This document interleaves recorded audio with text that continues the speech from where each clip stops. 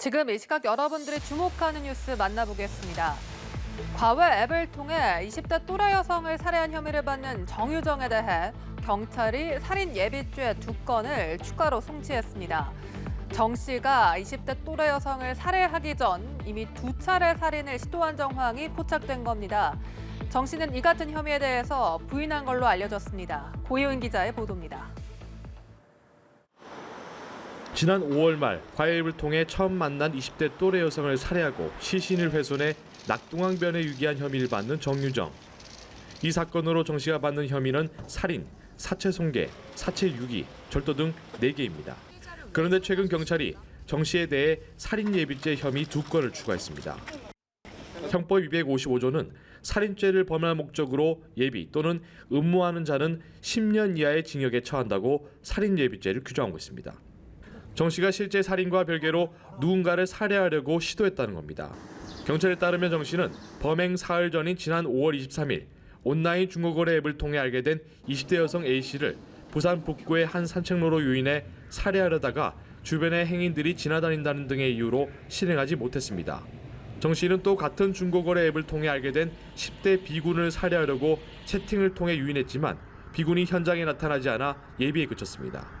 경찰은 정 씨가 사건 전에 여러 명과 온라인으로 대화했지만 살인 예비죄를 적용할 만한 사건은 2건 정도였다고 밝혔습니다.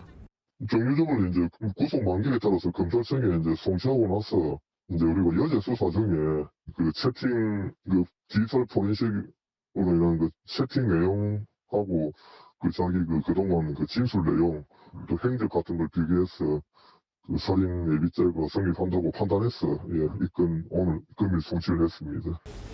정 씨는 이 같은 혐의에 대해서 부인하는 것으로 알려졌습니다. 연합뉴스 TV 고현입니다. 마약을 밀반입하거나 제조해 국내에 유통시킨 혐의를 받는 피의자 8명이 경찰에 붙잡혔습니다.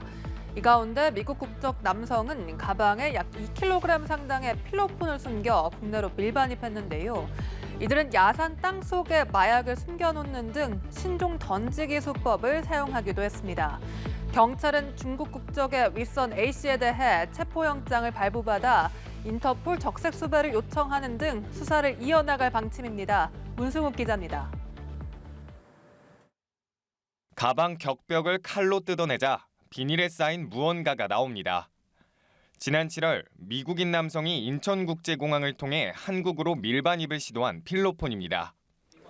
당시 현장에서 발견된 것만 약 2kg에 달하는데 7만여 명이 동시에 투약할 수 있는 양입니다. 주요 혐의로는 마약류 밀수입 혐의, 필로폰 밀수입 혐의, 그리고 국내 마약류 유통 혐의입니다. 필로폰은 2.3kg을 압수했고요. 그다음 합성대마 같은 경우에는 1,300ml 정도를 압수했습니다. 이처럼 필로폰을 밀수하고 유통시킨 피의자 8명이 경찰에 붙잡혔고 이 가운데 6명이 구속됐습니다. 이들은 합성대마를 직접 만드는 등 마약 제조에 관여하기도 했습니다. 지난 7월부터 8월간 3차례에 걸쳐 호텔에서 합성대마 3,800ml를 제조해 국내 유통책에게 전달한 겁니다. 이들은 주택가 근처 실외기 등에 마약을 붙이는 방식이 아닌 공원 야산 땅 속에 마약을 묻는 등 신종 던지기 수법을 사용하기도 했습니다. 이제 경찰 수사는 중국 국적의 윗선 A씨를 향하고 있습니다. A씨는 재작년 항공특송화물을 통해 필로폰 7kg 등의 마약을 국내로 들여온 조직의 총책으로 지목됐던 인물입니다. A씨는 이번에도 직접 조직원을 모집하고 매수자와 소통하며 마약 밀수와 유통을 주도한 혐의를 받습니다. 경찰은 체포영장을 발부받아 인터폴 적색 수배를 요청하는 등 수사를 이어나갈 계획입니다. 연합뉴스 TV 문승욱입니다. 최근 연이은 교사들의 사망 사건을 두고 원인을 수사 중인 경찰이 고심하고 있습니다. 민원을 제기한 학부모 등을 조사하고 있지만 범죄 혐의점을 찾기가 쉽지 않기 때문인데요. 결국 교권보호대책 수립의 첫 단추가 될 진상규명이 미국 속으로 빠지는 게 아닌지 우려의 목소리가 커지고 있습니다. 한채희 기자입니다. 지난 7월 서희초 사건 이후 세상을 떠난 교사는 벌써 5명입니다. 경찰은 교사들이 극단적 선택을 하게 된 직간접적인 원인을 규명하기 위해 수사력을 집중하고 있습니다. 지난 3일 경기 용인에서 숨진 60대 체육교사 A씨 사건과 관련해 경찰은 A씨가 학부모로부터 고소를 당하고 극심한 스트레스를 겪었다는 유족 진술 등을 토대로 관련자를 불러 조사했습니다. 경찰은 지난주 금요일 학부모를 참고인 자격으로 불러 조사했다며 고소장을 접수한 관할 경찰서로부터 자료를 받아 수사에 참고했다고 밝혔습니다. 조만간 교장과 동료 교사도 조사할 예정이라고 덧붙였습니다. 다만 그간 제기된 의혹이 명확하게 규명될지는 미지수입니다. 서희초 사건만 해도 경찰은 한 달 가까이 조사를 진행하고 있지만 범죄 혐의 규명은 난항을 겪고 있습니다. 경기 고양에서 숨진 서울 양천구의 초등교사 B씨와 관련해서도 경찰은 문제 행동을 하는 학생들 때문에 B씨의 고충이 컸다는 제보가 공개됐지만 참고인 조사 등은 아직 무리라는 입장입니다. B씨의 휴대전화 포렌식과 통화 내역 등 관련 증거 확보가 먼저라는 설명입니다. 고인의 개인적인 문제로 원인을 놓고 조사를 하다 보니까 여러 가지 난점이 발생을 하였습니다.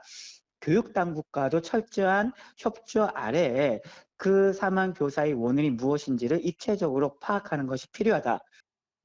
교권 보호대책 수립의 첫 단추가 될 진상규명이 결국 미궁 속으로 빠지는 게 아닌지 우려의 목소리가 커지고 있습니다. 연합뉴스TV 한채입니다. 추석을 맞아 온 오프라인을 가리지 않고 일제히 세일에 들어갔습니다. 저마다 큰 폭의 할인을 장담하는데 그렇지 않은 곳도 있습니다. 할인 전 가격인 정가를 올려놓고 많이 깎아주는 척 눈속임을 한 겁니다.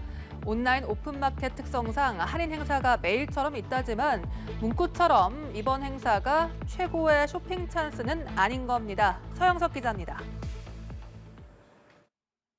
한가위 맞이 최고의 쇼핑 찬스라며 서둘러 구매하라고 재촉하는 온라인 오픈마켓인 G마켓.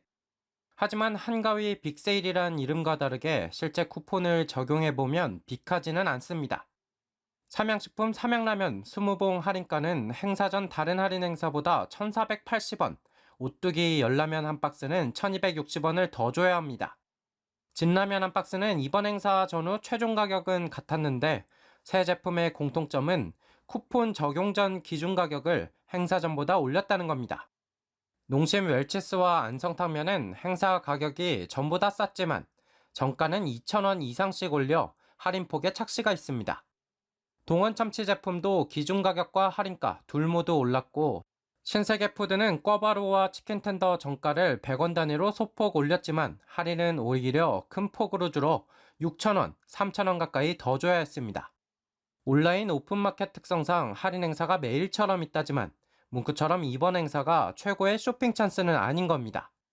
가격 결정은 배송 협력 관계냐 아니냐에 따라 달랐습니다. 협력 관계가 아닌 동원, 신세계푸드는 스스로 가격을 결정했습니다.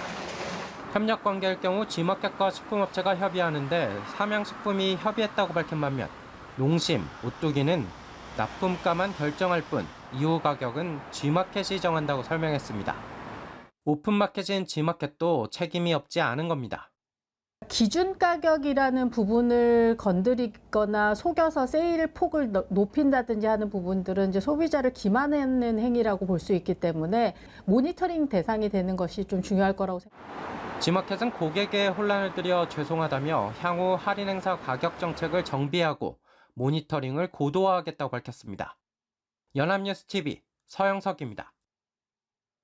북아프리카 리비아에 강력한 폭풍우가 덮쳐 막대한 인명피해가 발생했습니다. 피해가 가장 심한 곳은 사망자와 실종자가 수천 명을 넘는 것으로 추정되고 있는데요.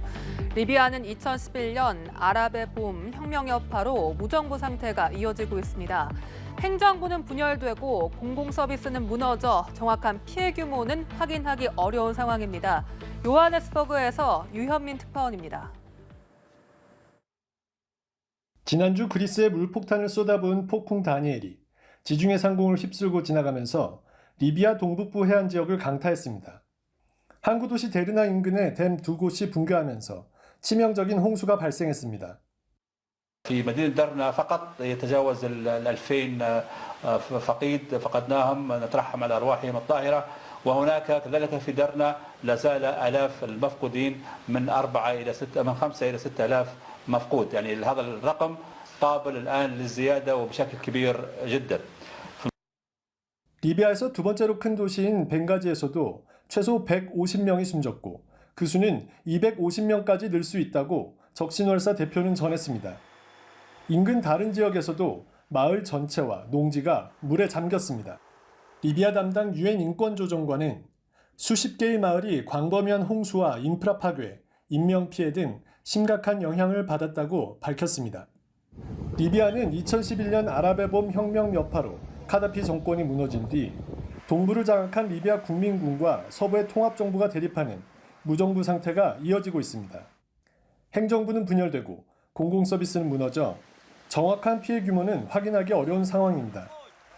요하네스버그에서 연합뉴스 유현민입니다.